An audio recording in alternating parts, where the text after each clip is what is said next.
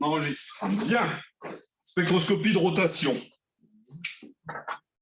Donc, principe de Pauli. Je vous rappelle, vous avez 4 nombres quantiques. Alors, n, c'est le principal. Alors, celui-là est relié à quoi? Il est lié à l'énergie. Rappelez-vous la formule de l'atome de Bohr, c'est-à-dire d'hydrogène. En égale moins E0 sur n carré. Donc, lui, il est lié à l'énergie. D'accord? Qui est une grandeur qu'on peut mesurer au sein de l'atome. Ensuite, vous avez le nombre quantique L.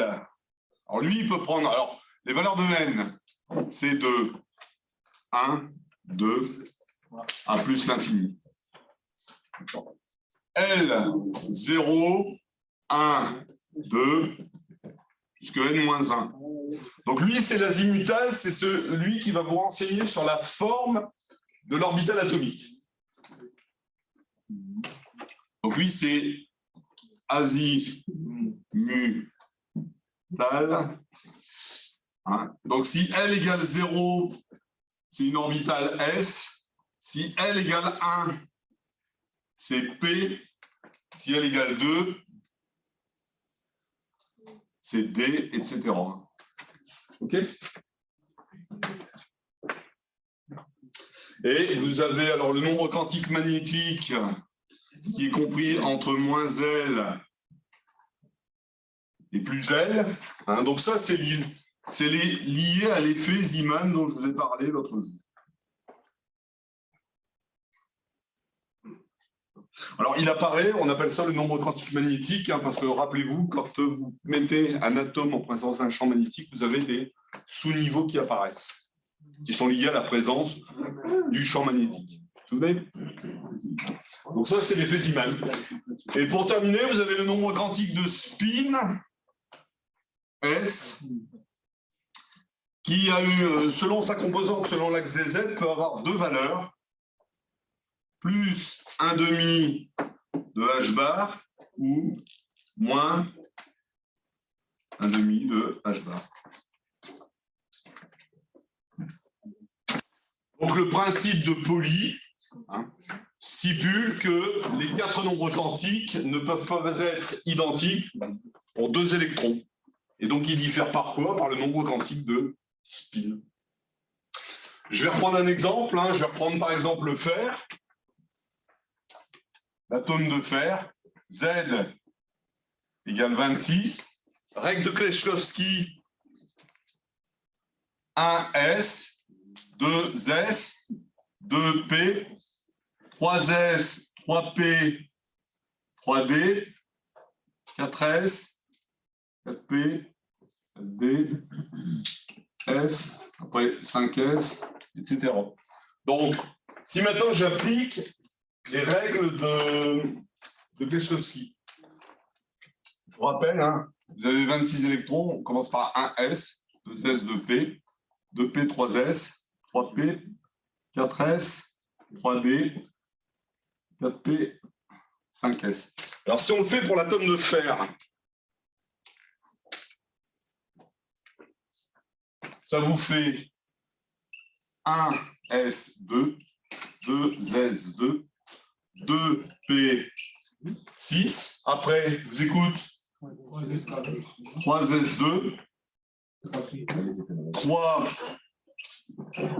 3P6. Après, non, 4S2. 3D10. Et non. 2 et 2, 4. Et 6, 10. 10. Donc, je n'ai plus que 6 électrons à mettre. Donc 3D 6. Alors maintenant on comprend pourquoi le fer appartient à la couche des métaux de transition, parce que un métal de transition a les orbitales D qui sont toutes incomplètes. D'accord? Et donc, je vais continuer à illustrer mon propos avec les 4 quantiques. Comme ça va fixer les idées. Alors ça donne quoi pour le fer? Ça, c'est 1S2. Donc, je n'ai ici, vous avez n égale 1. L égale 0 et M égale 0. Si je fais pour N égale 2,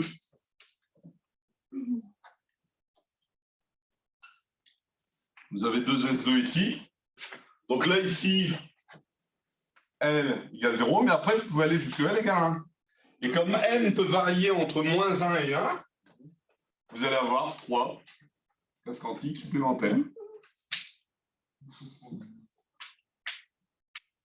Qui vont correspondre respectivement à M égale moins 1, 0 et 1.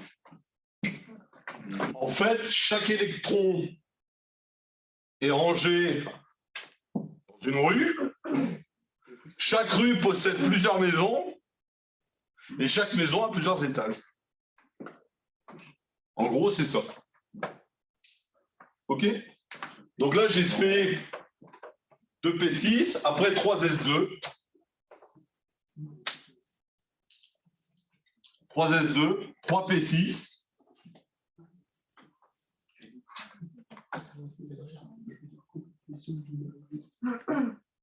Bon, ça, c'est des choses que vous avez déjà vues avec M. Chaverrier. Parce que je vais vous expliquer la suite.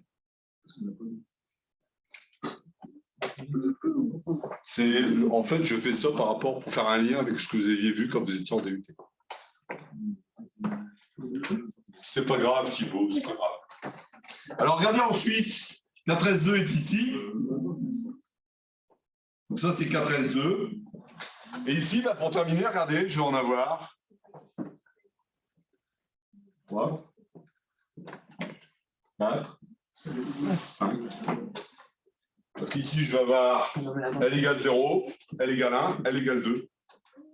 M, moins 2, moins 1, 0, 1, 2.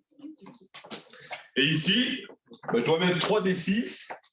Je commence déjà par faire ça. J'en mets 5. Et après, je commence à les appareiller. Voilà. Voilà la configuration du fait. Dans son état fondamental. Donc, c'est un exemple. Hein. Alors, c'est sûr, je ne vais pas poser la question dans le... Ça, on peut le mettre à la question 2. C'est un exemple. D'accord?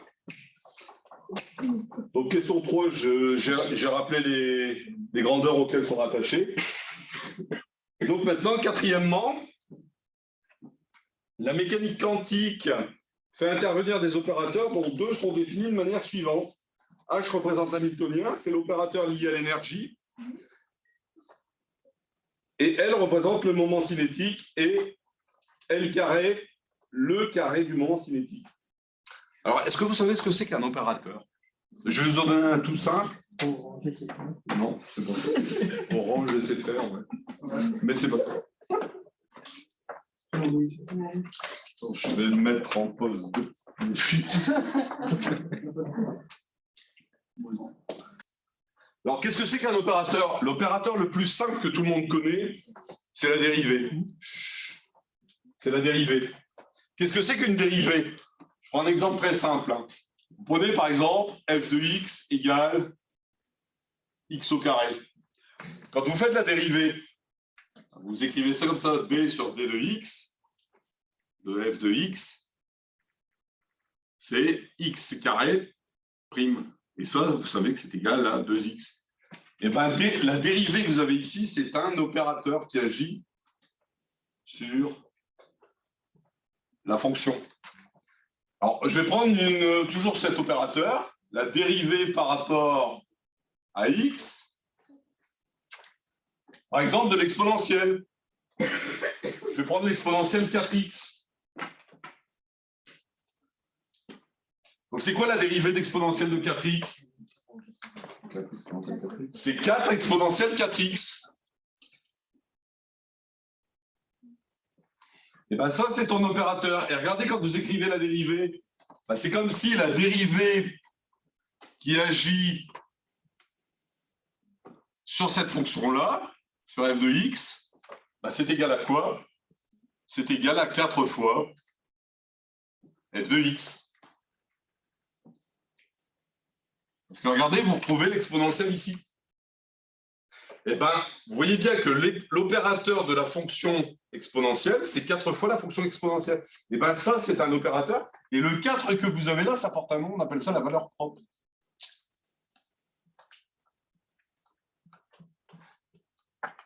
Ça, c'est un opérateur.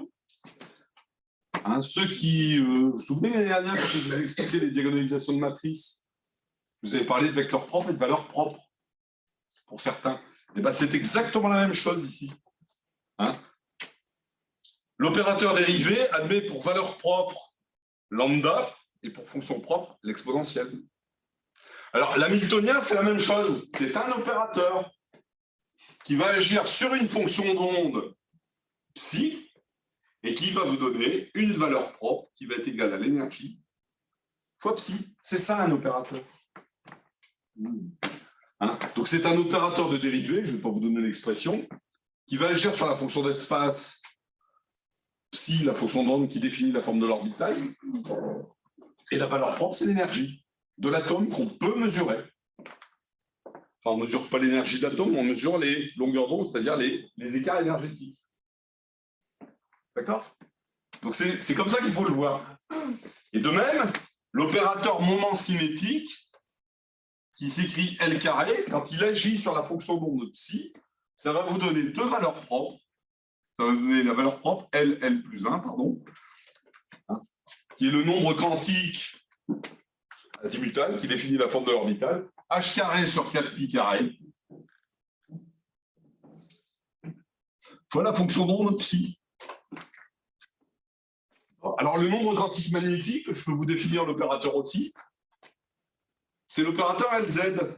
C'est la projection du moment cinétique sur l'axe des Z, qui va agir sur la fonction d'onde psi, et ça va vous donner m h bar fois psi. Et c'est comme ça qu'on a introduit le nombre quantique magnétique.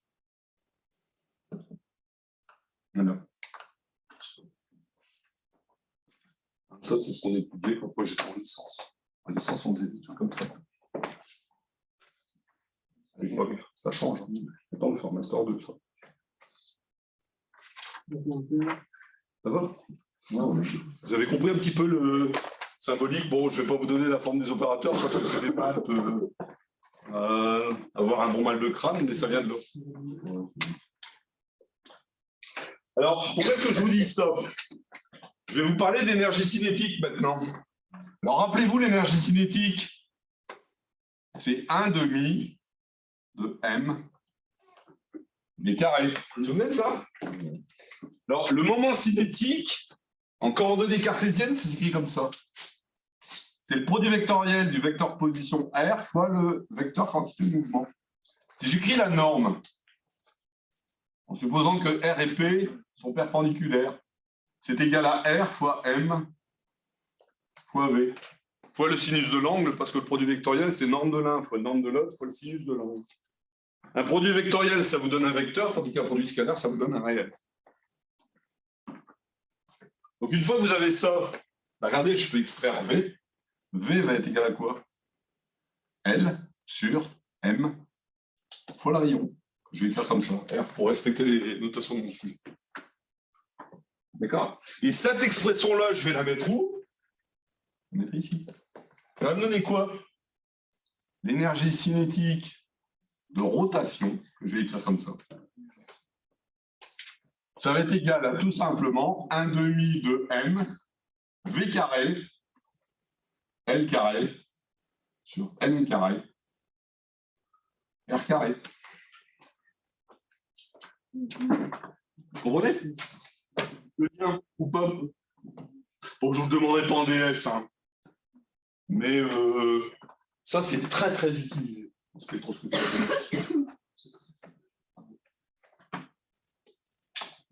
Et donc, si je continue mon petit raisonnement intellectuel, ça me fait L carré, M disparaît, donc ça fait sur 2 M fois R carré.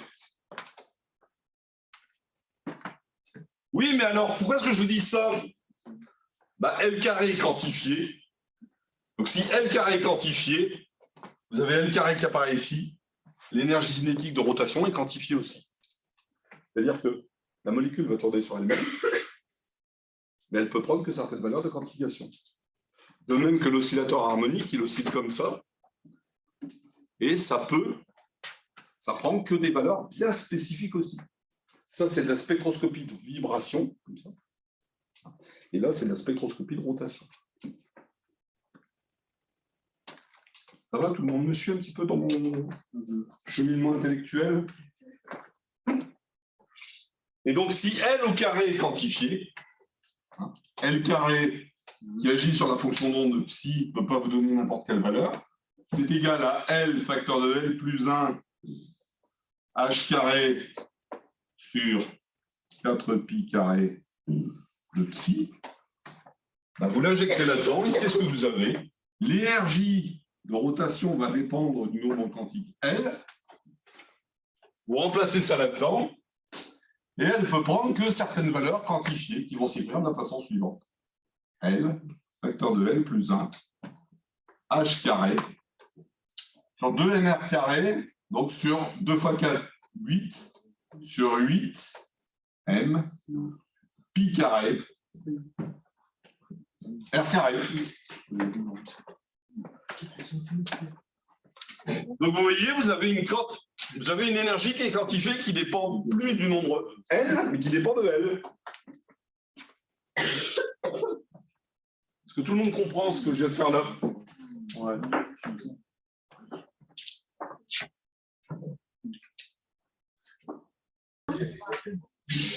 Alors regardez, maintenant qu'on a les niveaux d'énergie.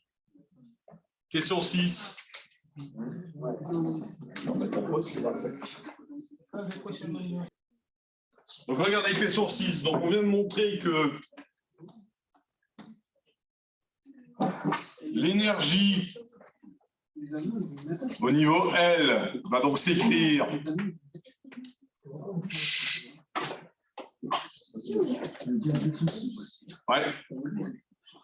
sur 8pi carré mr carré. Regardez ce qui se passe. Je vais calculer le niveau supérieur. E de L plus 1. Donc, qu'est-ce qui va se passer? Je vais remplacer L par L plus 1 ici. Donc, ça va me faire L plus 1, pardon, comme ça. À côté, je vais mettre quoi? L plus 1. L plus 1 fois facteur de... Non, pas L plus 1. Je remplace L par L plus 1. Et ici aussi, ça aussi. L plus 2.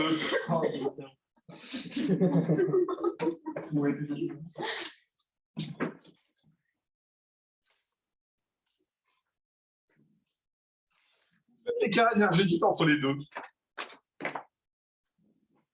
Toujours un delta E égale H nu. Toujours cette relation-là qu'on applique. J'applique ici, ça me fait E de L plus 1 moins E de L. C'est égal à quoi? Alors, il y a une constante qu'ici, je vais factoriser. H carré sur 8pi carré mr carré.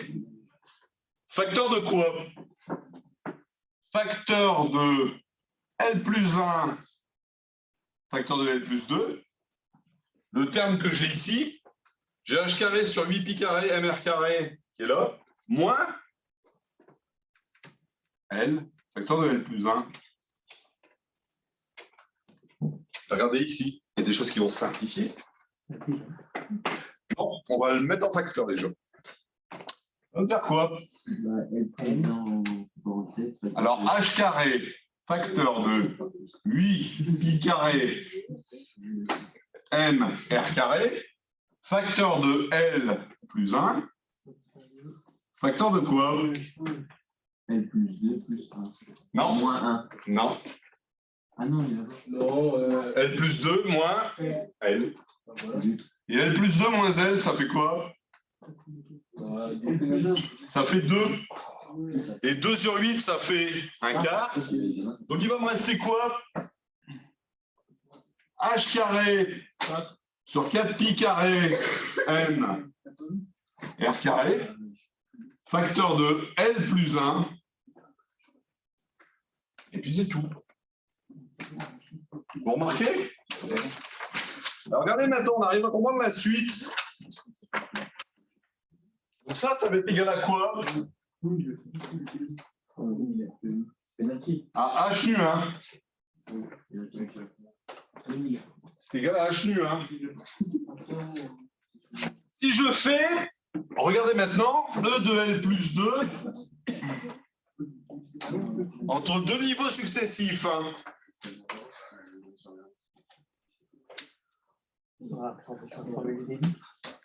Je vais obtenir une expression du même type qui va s'écrire. Je vais remettre en facteur L plus 2 cette fois-ci, et à la fin, je vais tomber là-dessus. H carré sur 8, alors pas sur 8, sur 4.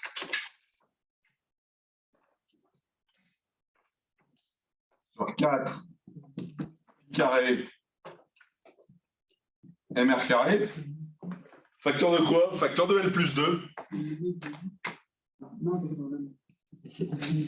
Et ça va être égal à H 2.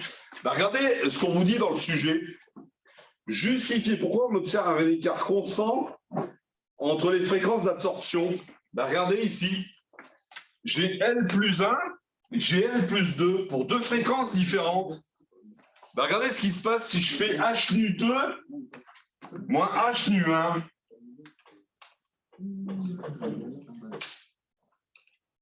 Entre deux fréquences successives, bah, le L va disparaître. 2 moins 1, ça fait 1. Vous allez tomber là-dessus. Sur H carré, 4 pi carré, MR carré. Vous êtes d'accord ou pas avec ça? Oui, mais ça, c'est une constante. Et bien, regardez, si vous prenez les spectres de la molécule de CO dans le sujet, on vous dit, présente 4 lignes à 115, 230, 345 et 460 gigahertz. Ben, si vous regardez 115 gigahertz, après on a 230 gigahertz. Vous avez ensuite 345 gigahertz et ensuite 460. Et bien regardez l'écart que vous avez à chaque fois. C'est 115.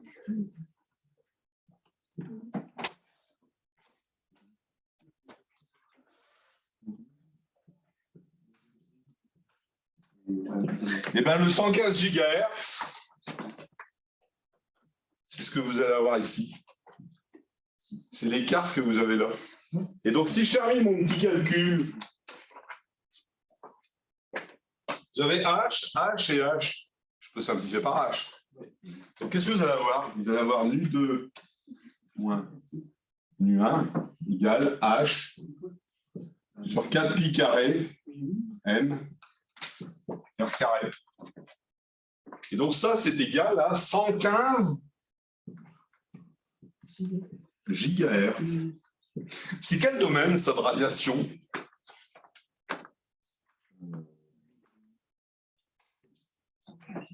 C'est quoi comme domaine de radiation? Je vous rappelle que le visible, c'est 10 puissance 14 Hertz. D'accord? Au-dessus de 10 puissance... Alors, si on met 10 puissance 15, 10 puissance 16 Hertz, ça devient quoi? Avant. Les rayons X, des UV. Après, les rayons X, 10 puissance 18, 19, 10 puissance 20, vous allez aller Hertz, vous allez aller vers les gamma. Gigahertz, c'est quoi? C'est les ondes radio.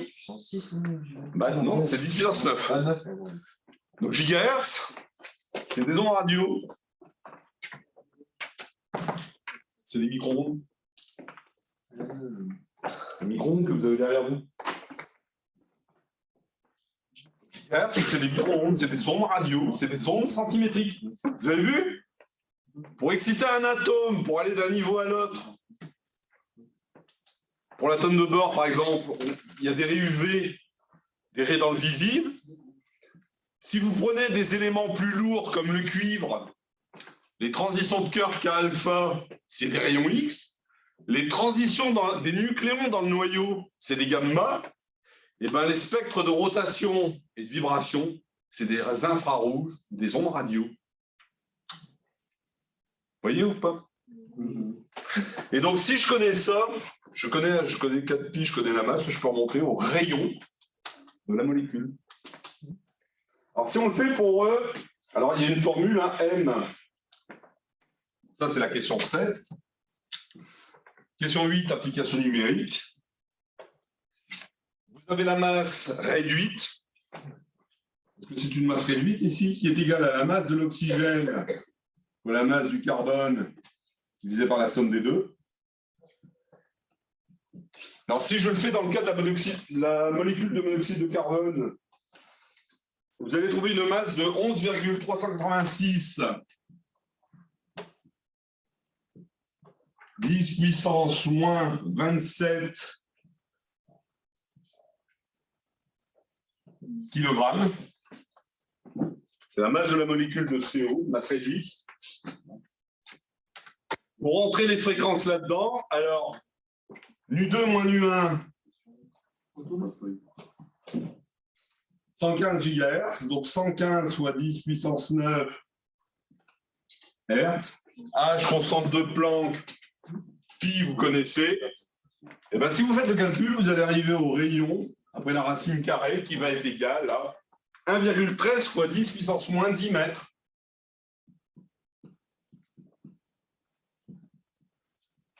Comment on dit 1,13 angstrom. Voilà comment on fait pour avoir les distances entre les atomes dans une molécule, par de la spectroscopie de rotation. D'accord? Alors, tout ça pour dire quoi? Ben, si je prends le monoxyde de carbone, c'est quoi comme type de molécule? Carbone, c'est CO. On rappelle le CO ce que c'est. Donc, le carbone, c'est 1S2, 2S2, 2P2. L'oxygène, 1S2, 2S2, 2P4. Les orbitales de valence vont être ici. Donc, qu'est-ce que vous allez avoir? Vous allez avoir une molécule, si on la représente, va être comme ceci. Voilà. Et bien, la distance, c'est une triple liaison. La distance est beaucoup plus courte par rapport à une simple liaison, une double. Parce que c'est beaucoup plus lié. La distance que vous aurez là, 1,13 angstrom. Voilà ce que ça signifie. Donc voilà comment on sait à quoi ça sert un peu les spectres de rotation de vibration. Vous avez compris ou pas? Alors, ce que vous faites avec Jean-François Hillino, c'est la même chose, sauf que quand on travaille avec des énergies de vibration, vous avez ici quelque chose qui va ressembler à ça.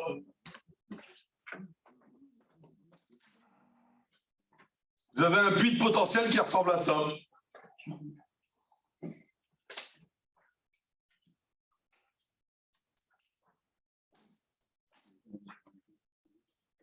Il y a quelque chose qui ressemble à ça. Et les énergies de rotation, de vibration que vous avez entre les deux, les niveaux sont quantifiés de la même façon. Et ils sont donnés par cette relation-là. Ça dit pour le niveau n, et c'est égal à n plus 1/2 h bar omega. Et les écarts sont équidistants aussi.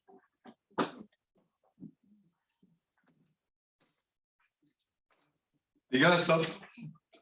Et ça, c'est égal avec la pulsation à la fréquence de la pulsation est définie comme ça. C'est racine carrée de K sur M. Et M, c'est quoi? C'est la masse réduite. Alors, si je le faisais, par exemple, pour CO, on obtiendrait ça. Et donc, si on connaît oméga, on peut remonter, connaissant la masse, à K, et vous pouvez retrouver la constante de force en newton par mètre, qui va vous définir la force de la liaison chimique, en l'assimilant à un ressort. Et ça, c'est des spectres de vibration. Ça va ou pas? Jean-François Hino, il a dû vous parler de ça. Ouais. Ça vient de là. Ok? Voilà, c'est ce que je voulais vous montrer. Et à quoi ça sert?